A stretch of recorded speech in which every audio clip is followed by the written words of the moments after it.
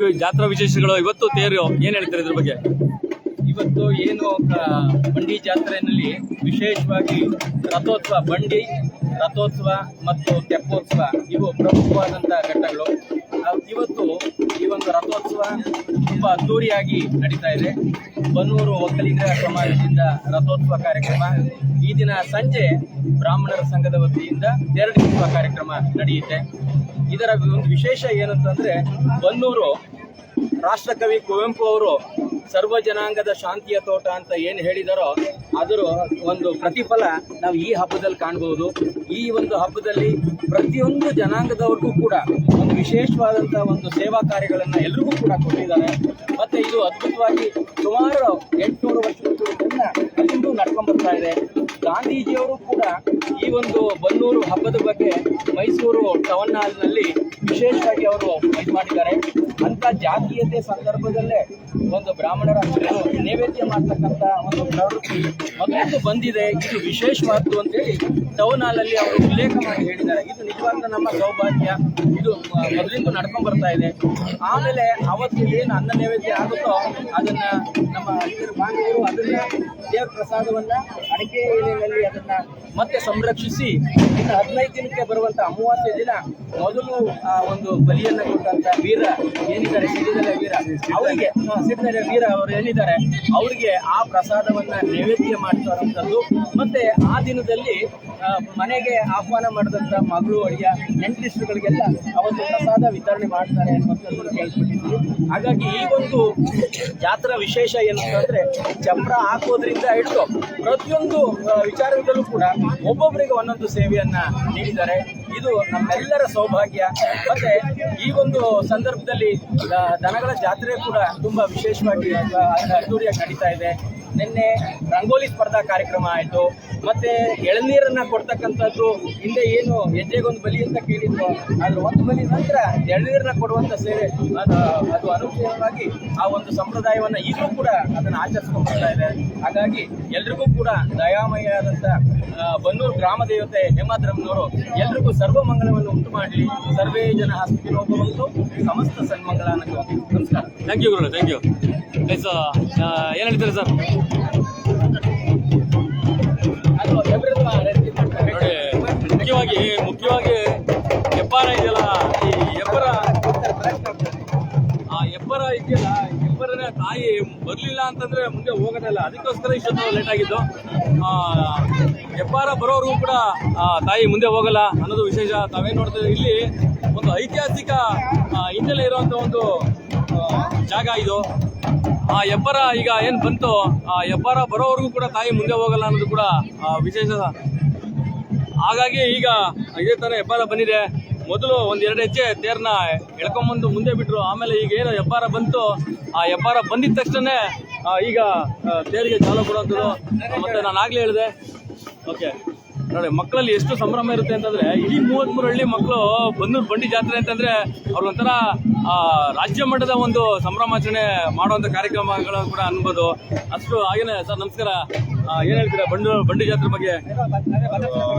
ಪ್ರಸಿದ್ಧವಾದ ಜಾತ್ರೆ ಸರ್, ಇತಿಹಾಸ ಪ್ರಸಿದ್ಧವಾದ ಜಾತ್ರೆ ಬನ್ನೂರು ಹೇಮಾದ್ರಮ್ಮ ಜಾತ್ರೆ.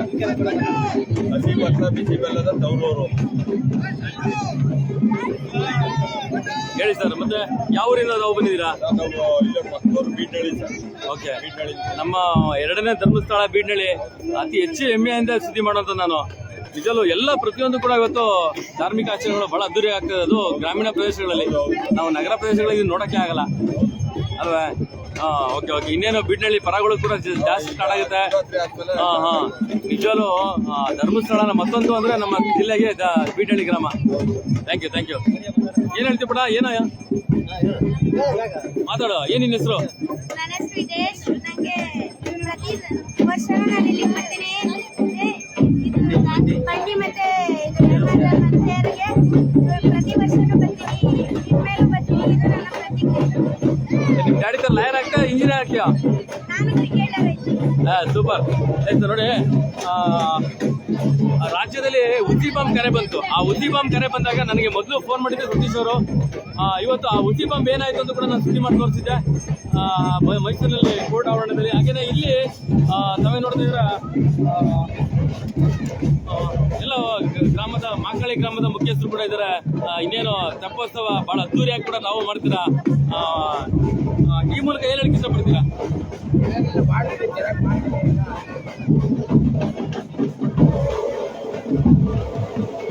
ಥ್ಯಾಂಕ್ ಯು ಅಣ್ಣ, ನಮಸ್ಕಾರ. ಬಹಳ ಅದ್ದೂರಿಯಾದ ಆಚರಣೆ, ಏನ್ ಹೇಳ್ತೀರಣ್ಣ?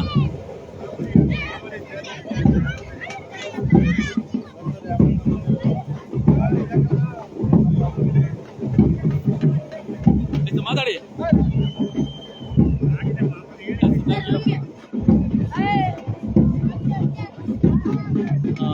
ನೋಡಿ, ಜನ ಇಲ್ಲ ಅಂತಿದ್ರಲ್ಲ, ನೋಡಿ ಜನ ನೋಡ್ಬೇಕಾ? ಬನ್ನಿ, ಇವತ್ತು ಬನ್ನೂರು ಬಂಡಿ ಜಾತ್ರೆ ಮಹೋತ್ಸವದ ಉದ್ದೇಶದಿಂದ ಮತ್ತೆ ಬೇರೆ ಬೇರೆ ಎಲ್ಲ ಗ್ರಾಮಗಳಿಂದ ಬಂದಂತ ಯುವಕರು ಇವತ್ತು ಈ ಒಂದು ಧಾರ್ಮಿಕ ಆಚರಣೆ ಇದ್ದಾರೆ ಅಂತಂದ್ರೆ ಬಹಳ ವಿಶೇಷವಾಗಿ ಹೇಳ್ಬೋದು. ಯುವಶಕ್ತಿ ಏನಿದೆ, ಇದು ನಮ್ಮ ದೇಶದ ಯುವಶಕ್ತಿ. ಆ ಯುವಶಕ್ತಿ ಇವತ್ತು ಧಾರ್ಮಿಕ ಆಚರಣೆಯಲ್ಲಿ ಬರುವಂಥದ್ದು ವಿಶೇಷವಾಗಿ. ವ್ಯಾಪಾರ ಕೂಡ ಬಂತು. ಇನ್ನೇನು ಕೆಲವೇ ಕ್ಷಣದಲ್ಲಿ ತೇರು ಮುಂದೆ ಬರುತ್ತೆ. ನಿಮಗೆ ಹಾಗೆ ತೋರಿಸ್ತಾ ಹೋಗ್ತೀವಿ.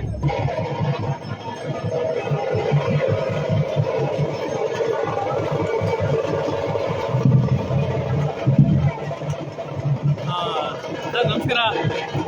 ಯಾಕೆಂದ್ರೆ ನಿಮ್ಮ ಮನೆ ಹತ್ರ ನಾನು ನೆನೆಯಲೇಬೇಕು. ಕಾರಣ ಏನು ಅಂತಂದ್ರೆ ರಾಘವೇಂದ್ರ ಸ್ವಾಮಿಯ ಅದೃಷ್ಟ ನಮಗೆ ನಮ್ಮ ಮಲ್ಲಿಗೆಗೌಡರು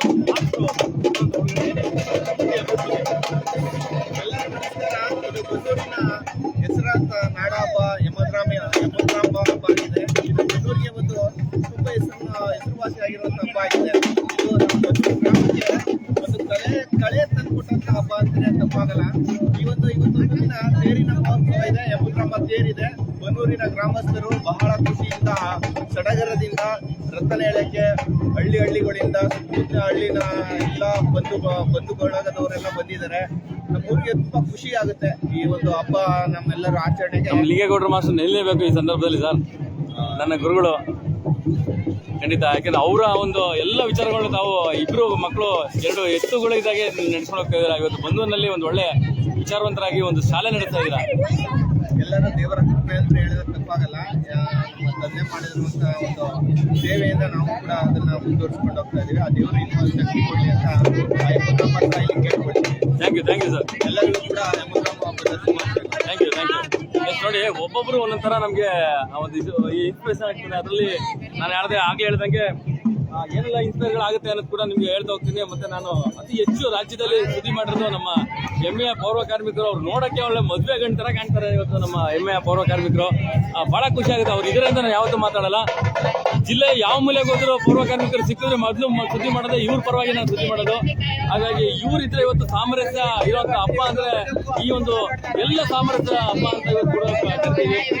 ಹಾಗಾಗಿ ತಾವೇನ್ ನೋಡ್ತಿದ್ದೀರಾ, ಇವತ್ತು ಎಲ್ಲರೂ ಕೂಡ ಇವತ್ತು ಪೌರ ಕಾರ್ಮಿಕರು ಈ ಒಂದು ಒಳ್ಳೆ ಮತ್ತೆ ಇನ್ನೊಂದು ಪಟ್ಲದಮ್ಮನ ಹಬ್ಬ ಮಾಡ್ತಾರ್ರಿ. ನಾನು ನೆನೆ ಕೂಡ ಹೇಳಿದೆ, ಎಷ್ಟು ದೊಡ್ಡ ಮಟ್ಟದ ಒಂದು ಸಣ್ಣ ಕೋಮ್ನವರು ಆ ದೊಡ್ಡ ಮಟ್ಟದ ರಾಜ್ಯ ನೋಡೋ ಮಟ್ಟಿಗೆ ಒಂದು ಪಟ್ಲದಮ್ಮನ ಹಬ್ಬ ಮಾಡ್ತಾರೆ ಅಂದ್ರೆ ಅದು ಬನ್ನೂರಿನ ಅಸ್ಮಿತೆ. ಎಲ್ಲ ಕಡೆನೂ ಕೂಡ ಇಡೀ ರಾಜ್ಯದಲ್ಲಿ ಪಟ್ಲದಮ್ಮನ ಹಬ್ಬನ ಜಾಸ್ತಿ ಮಾಡೋರು ಪೌರ ಕಾರ್ಮಿಕರ ಆದಿ ಜಾಂಬವಂತರ ಜನಾಂಗದ ಪೌರ ಕಾರ್ಮಿಕರು ಮಾಡುವಂಥದ್ದು. ಹಾಗಾಗಿ ಒಂದು ಒಳ್ಳೆ ವಿಶೇಷವಾದಂಥ ಜವಾಬ್ದಾರಿ ಇದೆ ಇವರಿಗೆ. ಮೈಸೂರು ಜಿಲ್ಲೆಯಲ್ಲಿ ಅವ್ರದೇ ಆದಂಥ ಒಂದು ದೊಡ್ಡ ತಂಡ ಇದೆ. ಹಾಗಾಗಿ ತಾವೇನು ನೋಡ್ತಾ ಇದ್ರೆ ಇಲ್ಲಿ ಈ ಒಂದು ಬ್ಯಾಂಕ್ ಸೆಟ್ ಮೈಸೂರಿಂದ ಕೂಡ ಬಂದಿರುವಂಥದ್ದು. ಯಾಕೆ ಈ ಸರಿ ತೇರು ತುಂಬಾ ತಡ ಆಯ್ತು ಅಂತಂದ್ರೆ ಇಲ್ಲಿ ಆ ಒಂದು ಆ ತೇರು ಬರೋದಕ್ಕೆ ಮುಖ್ಯ ವೇದಿಕೆಯಲ್ಲಿ ತಮಟೆ ನಗಾರಿಗಳ ಜೊತೆಗೆ ಯಮದ್ರಮ್ಮನ ಒಂದು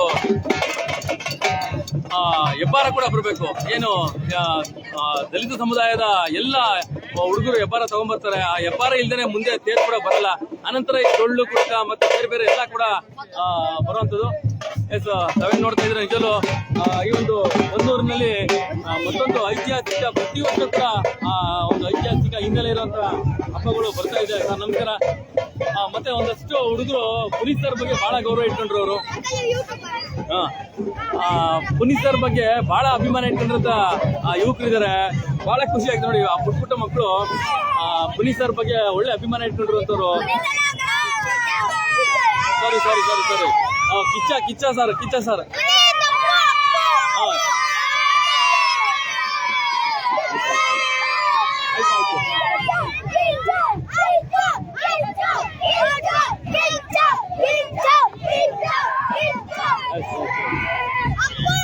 ಹಾಗಾಗಿ ನೋಡಿ ಆ ಅಭಿಮಾನ ಹೆಂಗಿರುತ್ತೆ ಮಕ್ಕಳಿಗೆ ಅಂತಂದ್ರೆ, ಆ ಸ್ಟಾರ್ ವಾರ್ಡ್ ಬೇಡ ನಮ್ಗೆ, ಎಲ್ಲರೂ ಒಂದೇನೆ. ಇವತ್ತು ಪುನೀತ್ ಸರ್ ಆಗ್ಲಿ, ಅಪ್ಪು ಸರ್ ಆಗ್ಲಿ, ದರ್ಶನ್ ಸರ್ ಆಗ್ಲಿ ಎಲ್ಲ ಒಂದೇನೆ. ಬಟ್ ಅವ್ರವ್ರ ಪ್ರೀತಿಯನ್ನ ವ್ಯಕ್ತಪಡಿಸುವಂತ ಕೆಲಸ ಆ ಮಕ್ಕಳು ಮಾಡ್ತಾರೆ.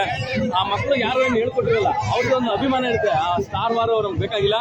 ಬಟ್ ಇವತ್ತು ಎಲ್ಲಾ ಸ್ಟಾರ್ಗಳು ಒಂದೇನೆ. ಎಲ್ಲ ನಮ್ಮ ಕನ್ನಡಿಗರು, ಕರ್ನಾಟಕದವರು, ಇಡೀ ದೇಶ, ಇಡೀ ಪ್ರಪಂಚ ನೋಡ್ತಾ ಇರೋದೇ ನಮ್ಮ ಕನ್ನಡಿಗ ಮತ್ತು ಕನ್ನಡ ಸ್ಟಾರ್ಗಳನ್ನ. ಹಾಗಾಗಿ ತಾವೇನ್ ನೋಡ್ತಾ ಇದ್ದೀರಾ, ಮತ್ತೊಂದು ಇವತ್ತು ಐತಿಹಾಸಿಕ ಹಿನ್ನೆಲೆ ಮತ್ತೊಂದು ಕೂಡ ಇಲ್ಲಿ ಬಂಧುನಲ್ಲಿ ಮರುಗೊಳಿಸಿರೋದು ಕೂಡ ನೋಡ್ಬೋದು. ಎಲ್ಲರೂ ಕೂಡ ಈಗ ತಾವು ನೋಡ್ತಾ ಇದ್ದಾರೆ, ಎಲ್ಲ ಯುವಶಕ್ತಿ ಇಡೀ ದೇಶದಲ್ಲಿ, ನಮ್ಮ ಭಾರತ ದೇಶದಲ್ಲಿ ಅತಿ ಹೆಚ್ಚು ಯುವಶಕ್ತಿ ಇರೋದ್ರಿಂದ ಇವತ್ತು ಬೇರೆ ದೇಶಗಳು ನಮ್ಮನ್ನ ಪ್ರೀತಿಯಿಂದ ಕಾಣುವಂಥದ್ದು. ಇವತ್ತು ಯುವಶಕ್ತಿ ಏನಿದೆ ಇಡೀ ದೇಶದಲ್ಲಿ, ಆ ಒಂದು ಯುವಶಕ್ತಿನೇ ನಮಗೆ ಬೆನ್ನೆಲುಬು.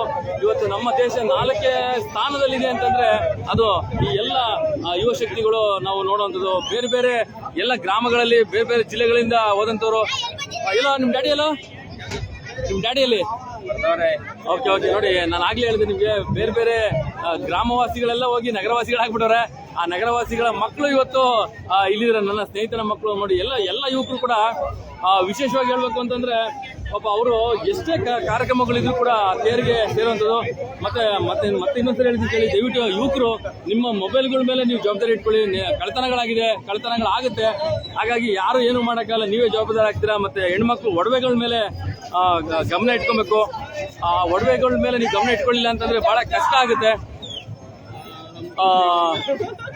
ಜೊತೆಗೆ ಇನ್ನೊಂದೇನು ಅಂತಂದ್ರೆ, ಎಲ್ಲಾ ಕಡೆನೂ ಪಾಪ ಪೊಲೀಸ್ ಇಲಾಖೆ ಬರಕ್ಕಾಗಲ್ಲ. ನೀವು ಜವಾಬ್ದಾರಿಯಿಂದ ನಿಮ್ಮ ಒಡವೆಗಳ ಮೇಲೆ, ಮೊಬೈಲ್ಗಳ ಮೇಲೆ ಗಮನ ಇಟ್ಕೋಬೇಕು. ಕಳೆದ ಸಾರಿ 1ನೇ ತಾರೀಕಲ್ಲಿ 700 ರೂಪಾಯಿ ರಾಬರಿ ಆಗಿದೆ ಒಬ್ಬ ವ್ಯಕ್ತಿದು, ಮಲಿಯೂರು ಗ್ರಾಮ ಅಂತ ವ್ಯಕ್ತಿದೆ. ಹಾಗಾಗಿ ಈ ಮೂಲಕ ನಿಮ್ಗೊಂದು ಒಂದು ಕಿವಿ ಮಾತು ಕೂಡ ಹೇಳುವಂಥದ್ದು.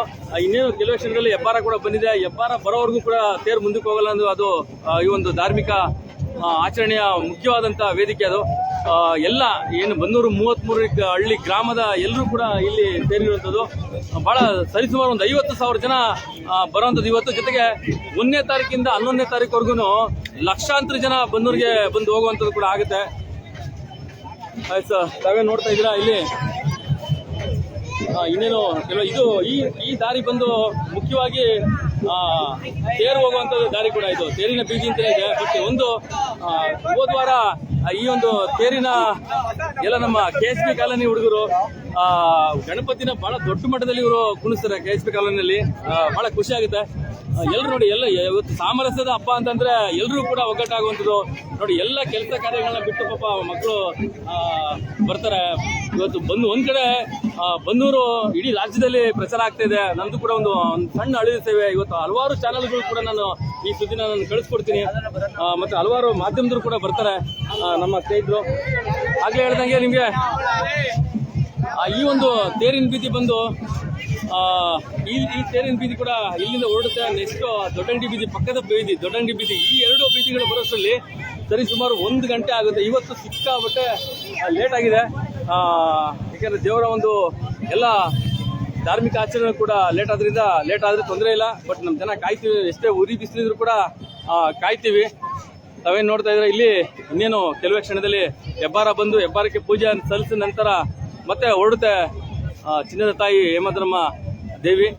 ನಿಮ್ಗೆ ಹಾಗೆ ತೋರಿಸ್ತೀವಿ ನೋಡಿ. ಇಲ್ಲಿ ಏನಾಯ್ತು ಅಂತಂದ್ರೆ, ಪುರಸಭಾ ವ್ಯಾಪ್ತಿಯಲ್ಲಿರುವಂತ ಒಂದು ಈ ಬನ್ನೂರು ವ್ಯಾಪ್ತಿಯಲ್ಲಿ ವಾರ್ಡ್ಗಳು ಇಲ್ಲಿಗೆ ತಾರ ಹಾಕ್ಬೇಕು ಅಂತ ಕೂಡ ಬರ್ತಾರೆ. ಆತಾತ್ರವಾಗಿ ತಾರ ಹಾಕ್ಬೇಕು ಅಂತ ಬಂದ ಅಧಿಕಾರಿಗಳಿಗೆ ಜನಗಳೇ ಗೆರವಾಗಿ ಕಳಿಸ್ತಾರೆ. ಯಾಕಂದ್ರೆ ಸಡನ್ ಆಗಿ ಅದು ಮೆಟ್ಲಿಂಗ್ ಮಾಡ್ದೇನೆ ತಾರ ಹಾಕೋಕ್ಕಾಗಲ್ಲ. ಹಾಗಾಗಿ ಅದನ್ನ ಬೇಡ, ನಮಗೆ ಹಬ್ಬ ಆದ್ಮೇಲೆ ನೀವು ಹಾಕಿ ಅಂತಾರೆ. ನೋಡೋಣ ಏನೆಲ್ಲ ಗುಂಡಿಗಳಿತ್ತು ಅದೆಲ್ಲ ಮುಚ್ಚಿದ್ದಾರೆ. ಆದಷ್ಟು ಇದೆಲ್ಲ ಪೂರ್ವಭಾವಿ ಸಿದ್ಧತೆಗಳು ಇರಬೇಕು. ತಾವೇ ನೋಡ್ತಾ ಇದ್ರೆ ಮುಖ್ಯ ದ್ವಾರದಲ್ಲಿರುವಂಥದ್ದು ಇದು ಬನ್ನೂರು ಬಸ್ ಸ್ಟ್ಯಾಂಡು. ಒಂದಷ್ಟು ಮೂಲಭೂತ ಸೌಕರ್ಯಗಳು ಆಗಬೇಕು ಅಂತ ಕೂಡ ಸುದ್ದಿ ಮಾಡಿದೆ. ಅದು ಆಗಬೇಕಾಗಿದ್ದು ಕೂಡ ಅವಶ್ಯಕತೆ ಇದೆ. ಇನ್ನೇನು ಕೆಲವೇ ಕ್ಷಣದಲ್ಲಿ ತೇರು ಮುಂದೆ ಬರುತ್ತೆ. ಭಾಳ ದೊಡ್ಡ ಒಂದು ಇತಿಹಾಸ ಇರುವಂಥ ಬನ್ನೂರು. ಆಗಲೇ ಹೇಳ್ದಂಗೆ ನಿಮಗೆ ಪ್ರತಿ ಸಾರಿ ಹೇಳ್ತೀನಿ, ಶ್ರೀ ಪುರುಷರು ಹುಟ್ಟಿದಂತಹ ಈ ಒಂದು ಬನ್ನೂರು ಐತಿಹಾಸಿಕ ರಾಜಮನೆತನದ ಐತಿಹಾಸಿಕತೆ ಇರುವಂಥದ್ದು. ಶ್ರೀ ಪುರುಷರು, ಇಡೀ ಶ್ರೀ ಪುರುಷ ಎಲ್ಲ ರಾಜ್ಯಗಳಿಗಿಂತ ಶ್ರೇಷ್ಠವಾದಂತಹ ವ್ಯಕ್ತಿತ್ವಗಳ ಒಂದಾಗಿದ್ದವನು ಇವತ್ತು ನಮ್ಮ ಬನ್ನೂರಿನಲ್ಲಿ ಹುಟ್ಟಿದಂತಹ ಪೌರಾಣಿಕ ಇತಿಹಾಸ ಹಾಗೂ ಧಾರ್ಮಿಕ ಇತಿಹಾಸ ಇರುವಂಥ ಬನ್ನೂರು. ನಾವು ನಮ್ಮ ಊರಿನಲ್ಲಿ ನಾವು ಅದನ್ನ ನೆನೆಸ್ಕೊಳ್ಳಿಲ್ಲ ಅಂತಂದ್ರೆ ಅಥವಾ ಪ್ರಚಾರ ಮಾಡ್ಕೊಳ್ಳಿಲ್ಲ ಅಂತಂದ್ರೆ ಇನ್ನೊಂದು ಬೇಜಾರಾದ ವಿಚಾರ. ಹಾಗೆ ನಿಮ್ಗೆ ಹೇಳಿದೆ ಏನೆಲ್ಲ ಆಗ್ತಾ ಇದೆ ಅಂತಂದ್ರೆ ಇವತ್ತು ಹಬ್ಬದ ವಿಶೇಷಗಳು ನೋಡಿ ಎಲ್ಲರೂ ಕೂಡ ಬರ್ತಾ ಇದ್ದಾರೆ. ಈಗ ಸರಿಸುಮಾರು 50,000 ಜನ ಸೇರುವಂತ ಒಂದು ದೊಡ್ಡ ಜಾತ್ರಾ ಮಹೋತ್ಸವ ಆಗಿ ಇದು ಮಾರ್ಪಡುತ್ತೆ. ಆಗ್ಲೇ ಹೇಳಿದೆ ನಿಮಗೆ ಬನ್ನೂರು 33 ಹಳ್ಳಿ ಬರುತ್ತೆ ಅಂತ. ಅದು ಸಾಕ್ಷಿ ನಮ್ಮ ಶ್ರೀನಿವಾಸ್ ಅವರು. ಶ್ರೀನಿವಾಸ್ ಅವರು ಬನ್ನಿ ಮುಂದೆ ನೋಡಿ. ನಮ್ಮ ಬನ್ನೂರು ಶ್ರೀನಿವಾಸ ನನ್ನ ಸ್ನೇಹಿತರು ಪಟ್ಟೆಹುಂಡಿ ಗ್ರಾಮದಿಂದ ಬಂದಿರುವಂಥದ್ದು. ಇಲ್ಲಿಂದ ಸರಿಸುಮಾರು ಒಂದು 5-6 ಕಿಲೋಮೀಟರ್ ಇದೆ. ಅವರು ಕೂಡ ಬಂದಿದ್ದಾರೆ. ಯಾಕಂದ್ರೆ ಅದಷ್ಟು ಇವತ್ತು ತೇರು ನೋಡಬೇಕು ಅಂದ್ರೆ ನಾವು ನಂಜನಗೂಡಿಗೆ ಹೋಗ್ಬೇಕ್ರಿ. ಅದು ಮುಖ್ಯವಾಗಿ ಅಥವಾ ನರಸೀಪುರಕ್ಕೆ ಹೋಗ್ಬೇಕು. ಇವತ್ತು ಬನ್ನೂರು ತೇರು ಅಂತಂದ್ರೆ ಅದು ಶ್ರೀರಾಮನ ತೇರು ಅಥವಾ ಒಂದು ಬಂಡಿ ಜಾತ್ರೆಯ ತೇರು. ಸರ್ ಏನು ಹೇಳ್ತೀರಾ ಈ ಒಂದು ಹಬ್ಬದ ವಿಚಾರವಾಗಿ? ಭಾರಿ ಅದ್ದೂರಿಯಾಗಿ ಭಾರಿ ವಿಜೃಂಭಣೆಯಿಂದ ಚೆನ್ನಾಗಿ ಮಾಡ್ತಿದ್ದಾರೆ. ಓಕೆ ಯಾಕೆಂದ್ರೆ ನೀವು ಪಟ್ಟೆಹುಂಡಿಯಿಂದ ಬಂದಿದ್ರೆ 5-6 ಕಿಲೋಮೀಟರ್ ಮಾದೇಗುಂಡಿ, ಪಟ್ಟೆಹುಂಡಿ, ರಂಗಸಮುದ್ರ ಎಲ್ಲರೂ ಬಂದವ್ರೆ. ದೇವಿಗಂತ ಶಕ್ತಿ ಇದೆ. ಖಂಡಿತ ಅಲ್ವೇ? ಎಸ್ ನೋಡಿ, ನಾವು ಹೇಳಬೇಕಾಗಿಲ್ಲ ನಮ್ಮೂರ ಬಗ್ಗೆ ನಾವು ಹೇಳೋದಿಲ್ಲ, ಬೇರೆಯವ್ರು ನಮ್ಮೂರ ಬಗ್ಗೆ ಹೇಳ್ಬೇಕು. ನಮ್ಮ ಹೆಣ್ಮಕ್ಳು ಎಲ್ಲರೂ ಕೂಡ ಎಷ್ಟು ಚೆನ್ನಾಗಿ ಇವತ್ತು ರೆಡಿಯಾಗಿ ಬಂದಿದ್ದಾರೆ. ಎಲ್ಲ ಯಾವ ಶಾಲೆ ನಮ್ಮ ಹತ್ತಳ್ಳಿ ಶಾಲೆ. ಎಸ್ ಹತ್ತಳ್ಳಿ ಶಾಲೆ ಅಂದ್ರೆ ನಿಮ್ಮ ಶಾಲೆ ಬಗ್ಗೆ ನಾನು ಸುದ್ದಿ ಮಾಡಿದ್ದೆ. ಅದು ಬೇರೆ ವಿಚಾರಕ್ಕೆ ಬೇಡ, ಅದು ಒಳ್ಳೆ ಚೆನ್ನಾಗಿ ಓದಿ. ಎಲ್ಲ ಏನು ಎಷ್ಟೇ ಕ್ಲಾಸ್ ನೀವು? 8th 9th. ಓಕೆ 10th ಎಲ್ಲ ಎಕ್ಸಾಮ್ ಇದೆ. ಓದ್ತಾ ಇದ್ರಿ. 45 ದಿನ ಎಕ್ಸಾಮ್ ಇದೆ. ಇನ್ನೇನು ಸ್ಟಾರ್ಟ್ ಆಯಿತು. ಫಸ್ಟು ಪೂಜಾ ಕುಣಿತ ಬರುತ್ತೆ, ಪಟಾಕಿ ಸದ್ದು ಕೂಡ ಆಯಿತು. ಪೂಜಾ ಕುಣಿತ ಬಂದ ನಂತರ ಹಿಂದ್ಗಡೆ ಆಲ್ರೆಡಿ ತೇರು ಹೊರಟಿದೆ. ಈಗ